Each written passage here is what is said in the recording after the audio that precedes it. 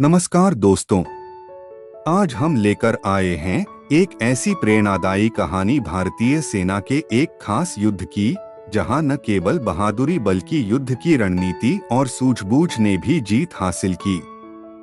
यह कहानी है उन बहादुरों की जिन्होंने बर्फीली घाटियों में देश की रक्षा के लिए अपने प्राण न्योछावर कर दिए।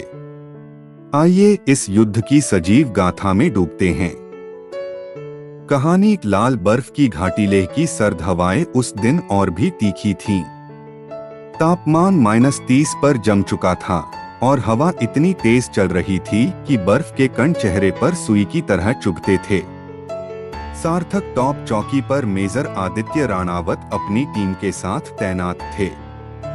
वह जगह सामरिक दृष्टि से अत्यंत महत्वपूर्ण थी। वहां से दुश्मन की गतिविधियों पर नजर रखी जा सकती थी और पूरी घाटी की सुरक्षा सुनिश्चित की जा सकती थी। रात के 2 बजे थे। स्नाइपर टुकड़ी के जवान निगरानी में थे। तभी ऑपरेटर अरुण ने उपकरण पर हलचल पकड़ी। सर, रिजलाइन पर लगातार मूवमेंट दिख रहा है, करीब 10 से 12 आकृतियां। आदित्य ने तुरंत नक्शा देखा, स्थिति मूल्यांकित की और बोला, यह सीधी घुसपैठ नहीं, वे हमें ध्यान भटकाने की कोशिश कर रहे हैं। वह जानता था कि दुश्मन पहले झांसा देगा, फिर दूसरी दिशा से हमला करेगा। उसने तुरंत रणनीति बदली। अमित, अपनी सेक्शन को दाईं रिज पर ले जाओ, लेकिन कोई आवाज न हो। लेजर ट्रैप्स सक्रिय करो। मैं और गुरप्रीत आगे की ओर रहेंगे। यही था भारतीय सेना की बुद्धिमानी, ताकत से पहले दिमाग का उपयोग।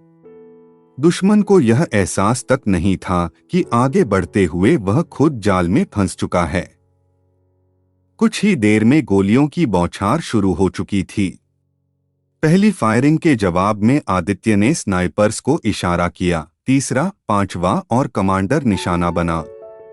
3 गोलियां चलीं, हर गोली अपना शिकार कर गई। दुश्मन की लीडरशिप ध्वस्त होते ही उनकी पंक्तियां बिखर गईं।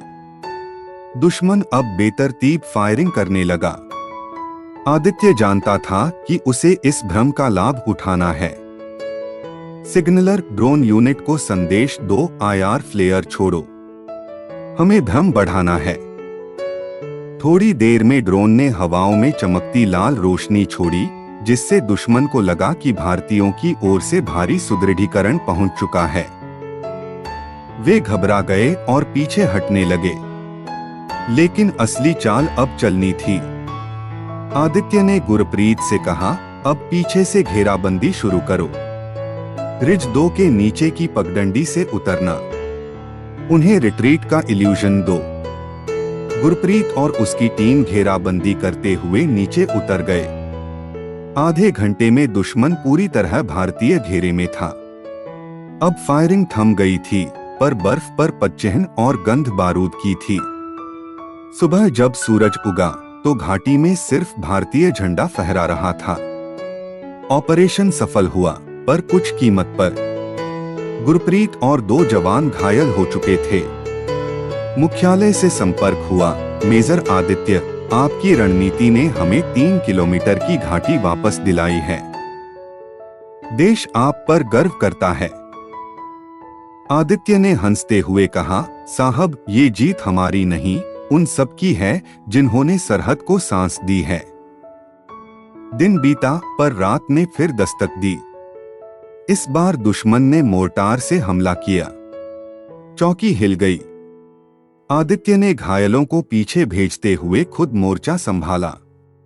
गोलियों की आंधी में जब तक उसका अंतिम संदेश वायरलेस पर पहुंचा, भारत माता की जय, कोई दुश्मन तिरंगे को हाथ नहीं लगा सकता, तब तक आसमान का रंग लाल हो चुका था।